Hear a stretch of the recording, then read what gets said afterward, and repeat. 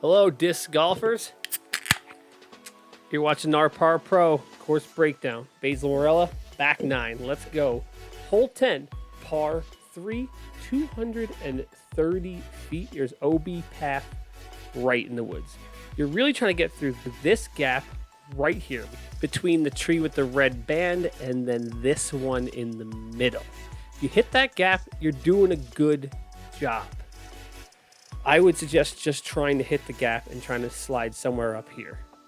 The tricky thing with this shot is you have to make it all the way up to here and have a soft fade, not a hard fade. If it stays straight, it's probably going to hit these little trees here. It just needs a gentle finish. You really want to beat these last couple trees. This is a great birdie to get. Personally, for me, this hole is very difficult, but I believe in you. On to hole 11. It's a par 4, 450. This is a tough one. If you play it safe and you eat the distance, you can get the birdie. The par's not too bad. It just baits you to throw it pretty hard. If you are playing it safe or have a lower arm speed, I would suggest trying to make it right up to this one tree and then play it from there. The difficult thing is you have to get a shot that flips up and then turns a hair just past that tree and then go straight down this channel. It is hard to get down here and then not have something that dumps left. Really good drives end up somewhere on the blue tee there. And really, really amazing drives can make it to this little trench here, downhill, uphill area. Usually I'll be approaching from right about here if I'm lucky. And then I'll have a nice easy par. It is a fairly precarious green perched up on that hill, little hole in the ground back there with a log. So dangerous green. This hole can really bite you. Hole 12, par 3, 170, OB Creek long and right. Man, that gap looks pretty small. You're just looking to throw something really straight, probably a putter. You want to miss that big tree there on the right, which is all chewed up, and hopefully miss this tree on the left, and then just right up there to the basket. If you flip it up too much, you could go into the creek on the right. If you choose too stable of a disc, it could fade out left. And if you throw it too hard, you could easily blow right past this basket and go right into the OB Creek. This is such a touchy hole, and you should get the birdie here. These next ones are all tough, man. 13, 14, 15 can really bite you. This is a very difficult tee shot. You're trying to punch this gap right here where the steps are with something that is pretty flippy. But when you're throwing uphill, you have to throw a little bit more flippy because the way gravity plays in or something. I'm not a physicist. I don't know, but that's what I do. You really want to get it up the hill with a decent amount of turn and then to hit this second tunnel right there, right in the middle.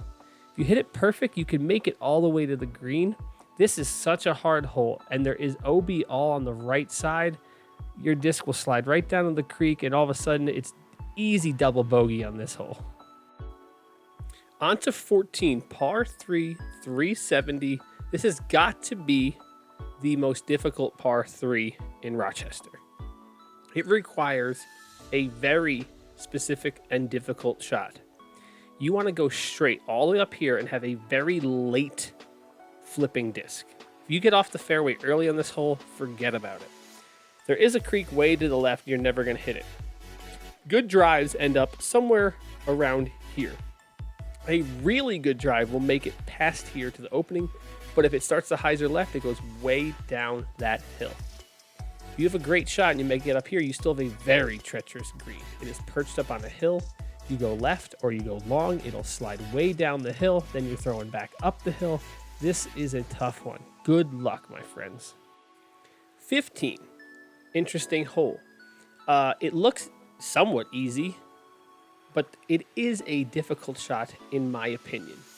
You're going to aim for this initial gap here, and it is downhill, and you need something that gently hyzers to the left.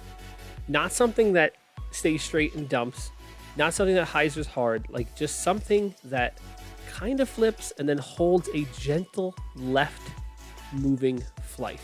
It is a difficult shot. It's not a shot that I have. A good shot lands somewhere around here with forward motion and slides up to the green. This one is a little bit easier to save your par, but if you hit a early tree, you could really be fighting for a par on this one. Hole 16, par 3, there is OB long and a creek that wraps around the green from the left. Off the tee, you kind of have two options here. You can go middle gap or left gap. If you go left gap, you can go over stable like a Firebird. If you go in center gap, you're going with a slightly flippy mid or something that just hits that gap. This is one of the holes where if you hit the gap, you're doing pretty good. And if you don't, well, maybe not so much. When you're approaching, be careful of the shot hyzering left because that creek is only a few feet from the green. This is a scoreable hole as far as the back nine goes here. Hole 17 is got to be the signature hole here, at least certainly the signature green. You have this initial gap that you're not really too concerned about hitting, and then you're going over this OB creek, and the creek does swing back from the left. You're basically looking for a turnover shot or a forehand that goes right up this gap, misses these 2 or 3 trees, and then starts to turn right. If you make that, then you're trying to avoid these last couple trees. A really good shot lands into that hill. A decent shot will be anywhere around the ground here, which tends to be muddy. The best shots can just drive it right into the hill, and you hope it sticks. Very precarious green, very dangerous walking off this one. But this is it's a great hole. And finally, hole 18, where good rounds go to die, for me at least. You have this tight gap off the tee that just gets in your head. You really want to hit this gap. If you go left or right, you're kind of really screwed. The fairway kind of goes up the middle and then starts to go left. I've seen shots that kind of go up and then dump and then skip up. I've seen shots that keep penetrating straight and dive.